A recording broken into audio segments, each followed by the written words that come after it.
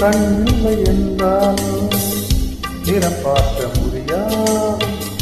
நிறம் பார்க்கும் உன் கண்ணை நீ பார்க்க முடியாது. குயிலிசை போலுமே அந்த குயில் உணர் தேவையா?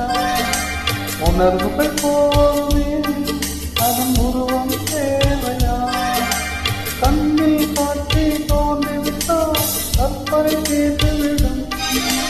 கண்ணில் தோன்றா காட்சிதான் கற்பனை வளர்ந்துவிடும். அட பாட போல பேடல் கூட ஒரு சுடவே இன்னிசை பாடி வரும் என காத்துக்கு காத்தலை இல்லை என்றோ ஒரு பாட்டொலி கேட்பதில்லை.